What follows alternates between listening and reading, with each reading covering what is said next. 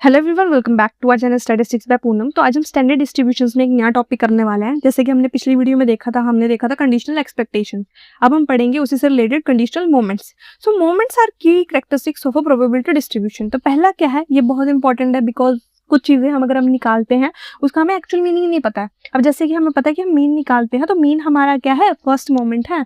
The expected value which is expectation of x क्या है, हमारा एवरेज आउटकम। किसी भी चीज की एवरेज निकालना उसको हम बोलते हैं एक्सपेक्टेशन ऑफ एक्स, और उसी चीज को हम मीन भी बोलते हैं। सो ये चीजें ना आपको याद करनी पड़ेंगी कि जैसे मैं भी बोल रही हूँ एक्सपेक्टेशन ऑफ एक्स क्या होता है, which is mean. So you have to remember कि क्यों बोलते हैं, क्या बोलते हैं। अगर मैं मोमेंट्स की बात करूँ तो मैं बोलूँ what is first moment. So first moment is a mean which is expected value, और एक्सपेक्टेड वैल्यू को हम क्या बोलते हैं, एवरेज। हमेशा याद रखना, हमारी एक्सपेक्टेड जो फर्स्ट वैल्यू ही होती है उसको हम बोलते हैं मीन। सेकंड है हमारा वेरिएंस। वेरिएंस है हमारा सेकंड मोमेंट, जो कि हमें क्या बताता है, spread of value. Spread of values मतलब कितनी हमारी वैल्यू स्प्रेड होगी, कितनी नहीं होंगी, जिसको हम डिनोट करते हैं यूजिंग वेरिएंस ऑफ एक्स। अब हमारे पास कुछ हायर मोमेंट्स भी आते हैं जिनके बारे में आपने बहुत सुना होगा।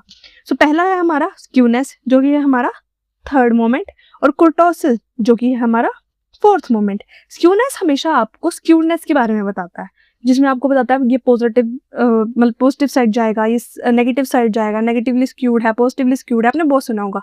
कुर्टोसिस क्या बताता है हमें कि हमारा जो ग्राफ है, फॉर एग्जांपल, ये कितना ऊपर जा रहा है, कितना प्लेन के नीचे है, ओके, कितना हम मिडल में जा रहा है, तो इसको हम बोलते हैं, हम प्लैटिकूटिक, इसको बोलते हैं मिजोकूटिक, इसको बोलते हैं लेप्टोकूटिक। ये सभी आपने पढ़ा है। ये हमें बताता है कि कितना हमारी हाइट ले रहा है, मतलब एक तरह का graph.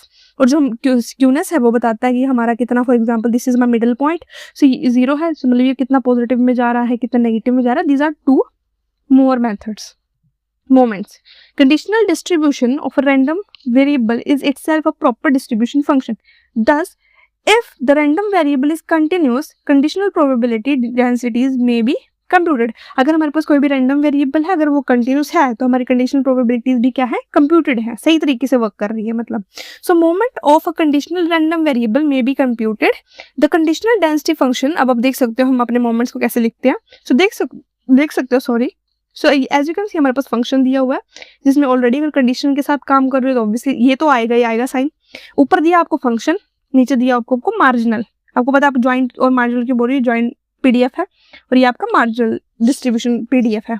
So the moment of a function है, मोमेंट्स कैसे लिखेंगे। सो मोमेंट के केस में हमने क्या किया है, यहाँ पर लिखा है expectation G X is given Y is equal to Y. हम अगर वाई का निकाल रहे हैं तो ऑब्वियसली आपको पता है इंटीग्रेशन वाई, सभी को पता ना, expectation sorry probability of A given B क्या होती है, probability of A intersection B upon probability of B, सभी को पता है। सो इस केस में भी सेम फॉर्मूला रहेगा, बट अगर हम कंटिन्यूस के कंडीशनल के साथ काम करें, इंटीग्रेशन, सो इंटीग्रेशन एक्स के केस में भी हम सेम फॉर्मूला रहेगा, बट नीचे क्या हो जाएगा, एक्स हो जाएगा, और ऊपर क्या हो जाएंगी, वैल्यूज चेंज हो जाएंगी। समझ आया इतना हम क्यों कर रहे हैं। सो ये था हमारा कंडीशनल मोमेंट से रिलेटेड। आपको इस चीज के बारे में और ज्यादा समझ आएगा जब हम इसके न्यूमेरिकल्स करेंगे। सो मिलते हैं नेक्स्ट वीडियो में, जिसमें हम न्यूमेरिकल्स करने वाले हैं, और बहुत इंपॉर्टेंट न्यूमेरिकल से पहले बता रही हूँ थोड़ा ढंग से। सो अगर इसमें कोई डाउट हो प्लीज कमेंट सेक्शन में बता देना, और तब तक के लिए bye bye and have a nice day. Bye bye.